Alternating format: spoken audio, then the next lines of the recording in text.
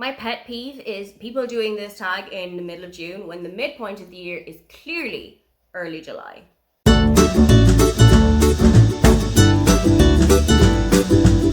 Hi, welcome, come on in. My name is Aoife and today I am taking part in one of the BookTube staples.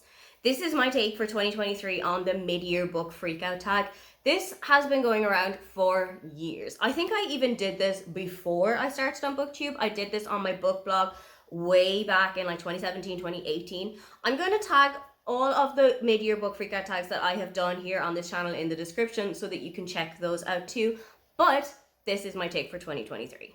Starting with question 1, what is the best book that you have read so far this year? Without question, that has to be Strange Sally Diamond by Liz Nugent. I was encapsulated by this book. I still think about it from time to time. My dad has read it and he fell in love with it. Michelle from Michelle's Library has read it and she fell in love with it.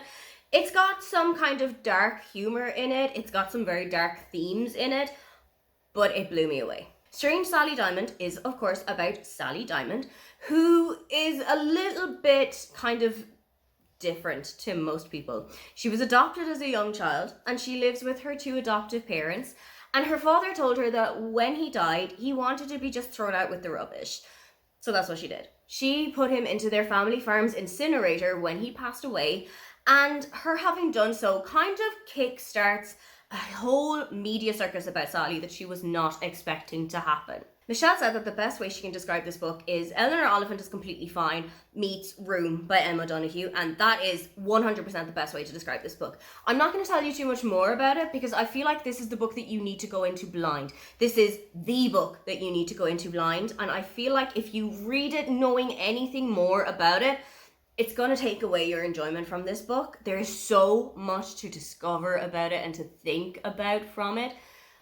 It's one of my favorite books of all time, I think, at the moment. It's definitely the book of the year for me so far. I don't know if anything is going to knock it off that perch. Question 2 is, what is the best sequel that you have read so far this year? And it was a reread, but I haven't read a whole lot of series. So Astrid Parker Doesn't Fail by Ashley Herring Blake kind of had to slot into this one. I read this a second time just at the end of June, and I enjoyed it so much more than I did the first time.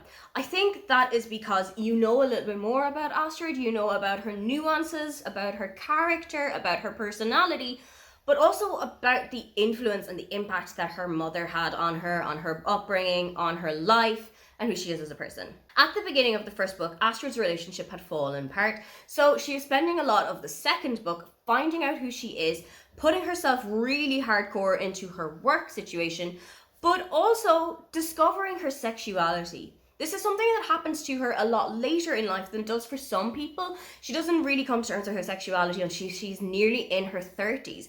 And as somebody for whom that also happened, it was really interesting to see it. It was really interesting to have it portrayed on a page in such a loving and respectful way. I really love this tight-knit group of friends that live in this small little town in Oregon, and I also really loved watching somebody come into that community, this being Jordan, who is the lead carpenter on a project that Astrid is doing for a TV show where she's renovating a local hotel. I really loved seeing them interact with each other, seeing the ice that had been built up the first time that they met each other, seeing that thaw, seeing them kind of come back to each other. I really, really loved this book. I've also just read an arc of the third copy of this book, which comes out in October, and I genuinely think it's one that you should check out. Question 3, what is a new release that you haven't read yet but you want to? And I genuinely think if I don't read Yellowface, I'm going to explode. This is everywhere. Everyone and their mother has read it. Everyone and their mother is talking about it. I know that Brie from Four Paws in a Book said that this is her book of 2023 so far. She's basically been bullying me to read it ever since she put it down. I have to read it. I know that it has got such an interesting look into the publishing industry, into plagiarism, into race. There's so much to talk about from this book, and there's so much that I've heard about this book. I really want to go into it. It's also going to be the first of Rebecca F. Kuang's books that I've ever read, because I don't read a whole lot of fantasy, I don't read a whole lot of dark academia, but this is her debut contemporary book. Oh, the receipt is about to fall out. I'm really interested to see where this is going to go. I'm really interested to see how I'm going to enjoy this. I have to read it. Question 4 is, what is your most anticipated release for the second half of 2023? I have just talked about a couple of books that I cannot wait to have come out in the second half of the year, But if you put a gun to my head right now, I think the one that I genuinely cannot wait for the most is Heartstopper Volume 5. It's going to be the penultimate book in the series, and I feel like this is going to take Nick and Charlie in a completely different direction, because Nick is going off to university and Charlie is left behind to finish, I think it's year 12. I'm not very well versed in the UK school system, but I think he's going into year 12, which is like his A-levels year. And I'm interested to see how this kind of long distance is going to do for them, how them not being able to see each other every single day is going to impact their relationship. There's also been a lot of discussion of eating disorders and of homophobia from the 4 previous books in the series that I'm interested to see how that is going to be dealt with, how that is going to be tackled in future books. Also, it's just a really comforting read overall, and I would trust Alice Oseman with my life, so I know that I'm in for a great read there. Question 5 is, what was your biggest disappointment? There's been a couple of books that haven't hit me the way I wanted them to, but I think the biggest disappointment that I've had this year has been A Million to One by Adiba Jagadar. Unfortunately, this did not give what I wanted to be gave. This book was set on the Titanic, which was the big draw for me. I am a Titanic girly. I cannot tell you how the last 2 weeks have been with all of the Titanic stuff and the Ocean Gate stuff. I've been living my big Titanic girly dreams. But there was nothing about the Titanic in that book. It felt like it could have just been any generic ship that crossed from the UK to the US. It could have just been anything. There was nothing that really made it feel like you were on the Titanic. I also felt like we spent a little bit too long with Josepha and with Emily, and we didn't spend a whole lot of time with Hannah and Violet, who were the other 2 characters in this book. For a really long time, I had actually forgotten what their 2 names were. We saw a lot of Josepha's background, we saw a lot of Emily's background, but we didn't really see a lot of Violet and Hannah's backgrounds, which I felt like we could have seen a lot more of. It just didn't work for me as a book overall. I really loved the concept of it. As I said, I'm a huge Titanic fan, so when I heard that the book was set on the Titanic, I instantly wanted to read it. It just didn't work. On the flip side, question 6 is about my biggest surprise. And this one genuinely did surprise me because this author and I have had a really bad relationship in the past. I read Part of Your World by Abby Jimenez, again from a recommendation from Michelle from Michelle's Library. She read it, she enjoyed it. Michelle and I had a previous discussion about how much we didn't enjoy The Friend Zone by the same author, because of the treatment of infertility and pregnancy issues that is given at the end of the first book. And I was really trepidatious going into this one. I didn't need to worry. I felt like this was her strongest book. I've only read 2 of them because I've been a little bit worried about going back to her. And I've heard that other books that are coming out are not quite as good as this one, so I think I'm going to give those a little bit of a swerve as well. But I was so surprised by how much I enjoyed Part of Your World. This book is about Alexis and Daniel. Alexis meets Daniel one night when her car breaks down on a road near the town that he lives in.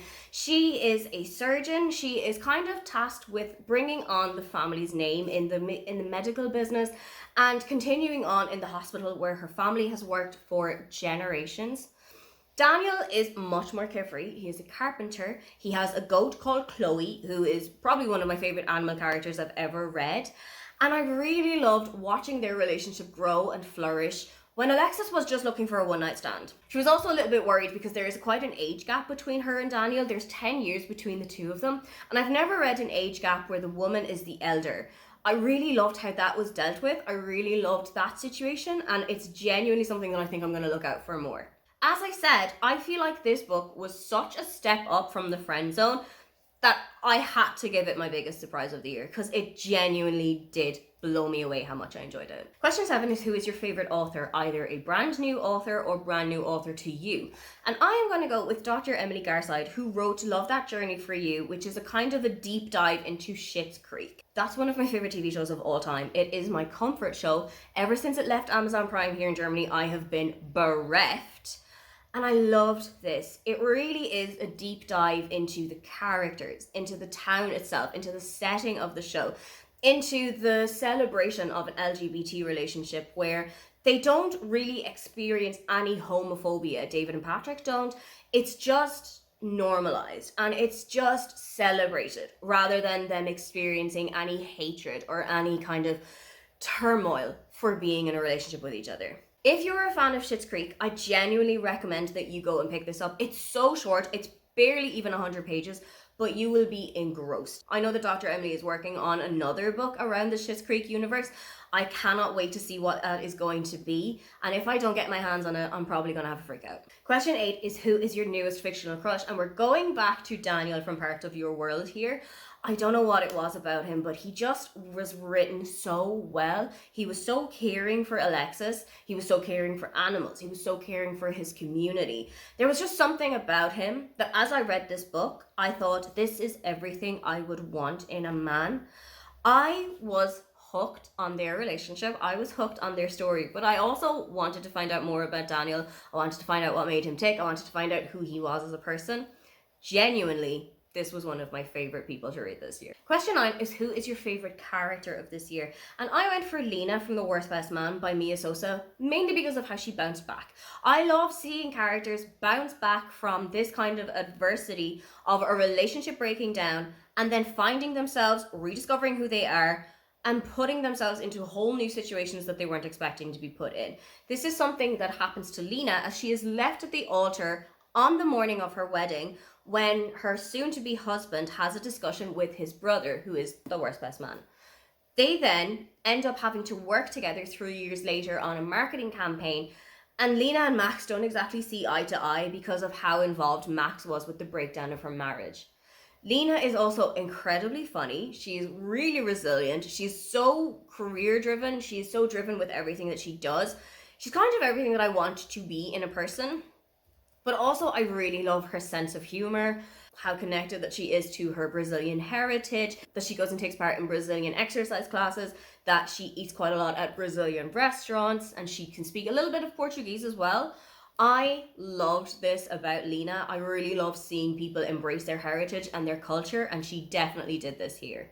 Question 10 is, what is a book that made you cry? And that was without question Heartstopper Volume 3 by Alice Oseman.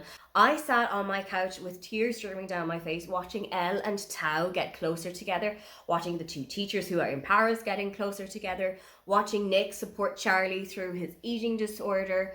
There is so much love and heart throughout this book.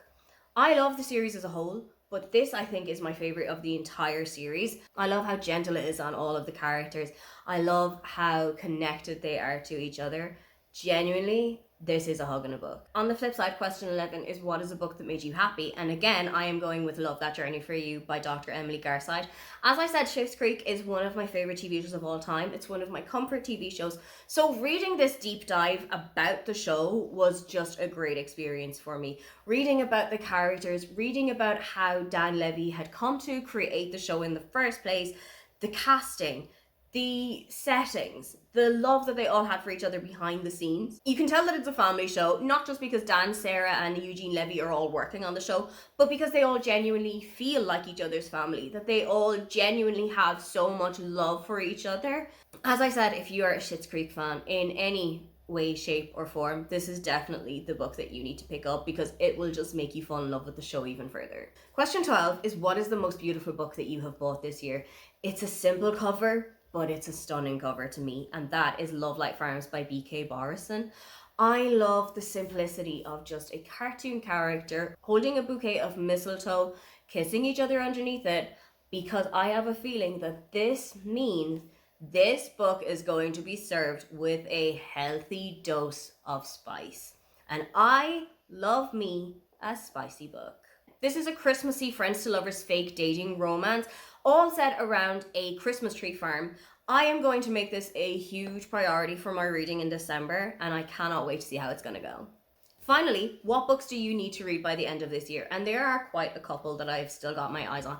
I really need to read Yellowface. I really have got to get that rent ticked off. I'd really love to give a try to Legends and Lattes by Travis Baldree. I feel like that might be a really good introduction to heavier fantasy for me. I'm not a big fantasy girly, but if it's set in a coffee shop, if it's got a tiny little bit of a romance dotted around it, I feel like we might get on a little bit better. I'd also really love to read Business and Pleasure by Rachel Lynn Solomon. I had a copy of it from NetGalley, but my copy was distorted, so I didn't really get the chance to read through it. But if I find a copy of it in the wild, I am absolutely going to go and pick that one up. I have loved Rachel Lynn Solomon's books that I've read so far. I've read the two in the series that are kind of set around the media, so I'd really love to give this last one a try. those are my answers to this year's take on the mid-year book freakout tag. What was the best book that you have read so far this year? If you'd love to leave me a comment but you can't think of anything you'd like to say, then just leave me the calendar emoji. Don't forget to like and subscribe because I have new videos up every week. Now, get on out of here.